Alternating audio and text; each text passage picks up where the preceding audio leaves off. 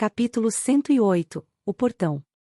O ariete era um enorme tronco de freixo com 3 metros de comprimento e uma ponta de ferro. Tão pesado que precisava de 10 homens adultos para carregá-lo e usá-lo. Mesmo assim, o portão não caiu.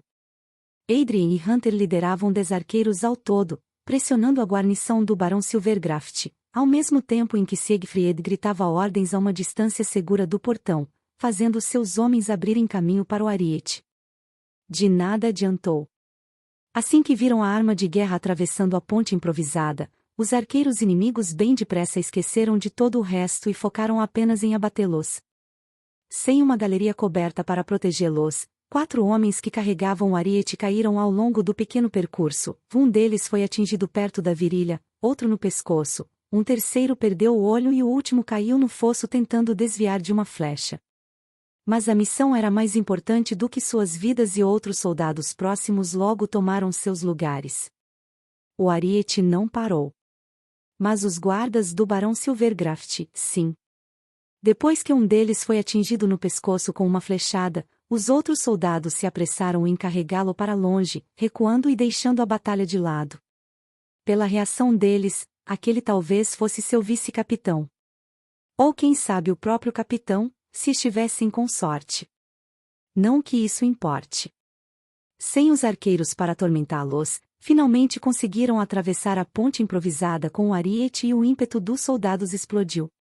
Como não poderia deixar de ser, a ponte levadiça foi o primeiro obstáculo que enfrentaram. De erguida, ela funcionava como um segundo portão externo. Levou 3 golpes até que a madeira começasse a lascar, mas levaria 1 hora ou mais antes que a derrubassem. Não tinham esse tempo. 20 minutos depois de terem fugido, os guardas do Barão Silvergraft voltaram. Adrien e Hunter já tinham preparado os arqueiros de antemão, por isso receberam os inimigos com flechas rápidas assim que puseram suas cabeças para fora das ameias, mas isso não impediu que derramassem o óleo fervente.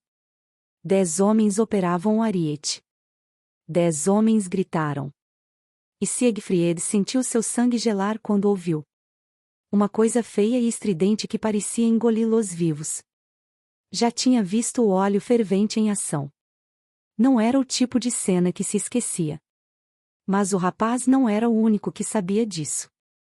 Qualquer ímpeto que os soldados ainda tivessem desapareceu em um instante e depressa se viram recuando. A princípio foi algo tímido, apenas 2 passos para trás, como se temessem que fossem atingidos por mais óleo fervente. Mas não parou. Adrien e Hunter controlaram as suas montarias e fizeram o melhor que podiam para empurrar seus homens de volta ao combate. Siegfried estava no meio da confusão, mais perto do ariete, por isso sabia que não iria funcionar. O dia está perdido, podia ver nos olhos de seus soldados. Alguns homens escaparam correndo em direções diferentes, enquanto Adrien e Hunter observavam sem reação. Normalmente poderiam ter ordenado que seus arqueiros abatessem os desertores, mas a tática funcionava muito melhor quando não eram os próprios arqueiros fugindo. Quando o primeiro grupo alcançou uma distância segura, os demais seguiram o seu exemplo. Uma manada de covardes correu de volta para a Vila do Lobo como ratos. Mesmo em seu cavalo, Siegfried quase caiu da sela quando alguns deles passaram esbarrando uns nos outros. Idiotas! O dia podia estar perdido, mas pelo menos fariam uma retirada como homens, não galinhas. Retirada! Gritou Siegfried. Retirada! O que está fazendo? Adrien se aproximou e agarrou seu braço. Nossas ordens são para derrubar o portão. Com o quê? Olha ao seu redor. Perdemos o dia. Então se virou para os soldados e voltou a gritar: aqueles que ainda podem andar, levem os feridos e tragam o ariete. Por sorte, os mais próximos do portão ainda não tinham se dado conta da fuga e tinham um pouco mais de disciplina. O bastante para obedecê-lo, especialmente se isso significasse que poderiam escapar da batalha. 9 dos homens que operavam o ariete tiveram queimaduras, mas apenas 2 deles morreram e foram deixados para trás. O óleo fervente era um pesadelo para qualquer soldado. Um dos homens ficou completamente desfigurado e sem um fiapo de pele no rosto, o outro tinha tropeçado e caído no fosso ao tentar escapar. O resto escapou com queimaduras leves ou graves, mas vivos.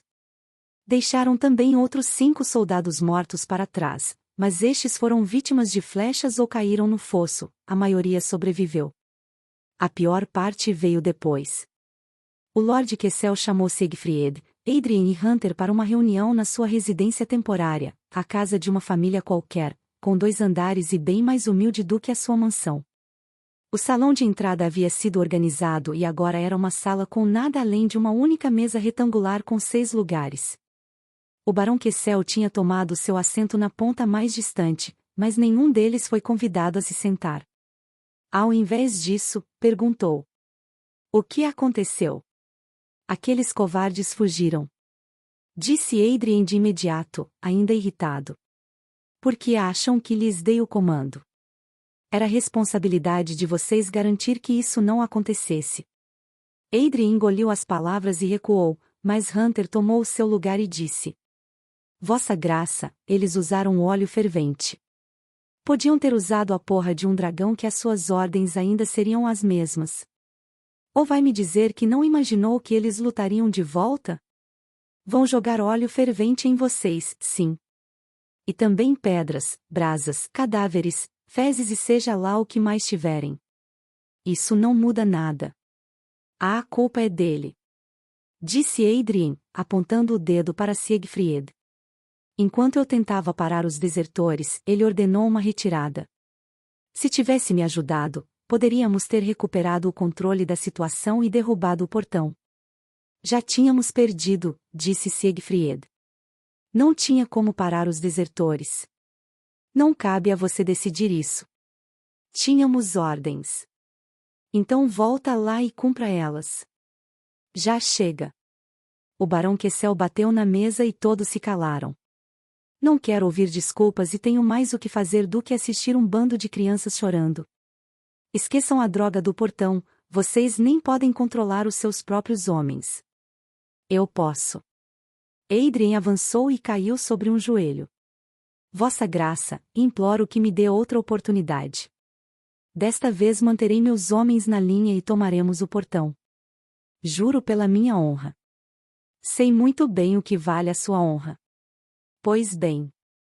Vocês têm uma semana. Agora saiam."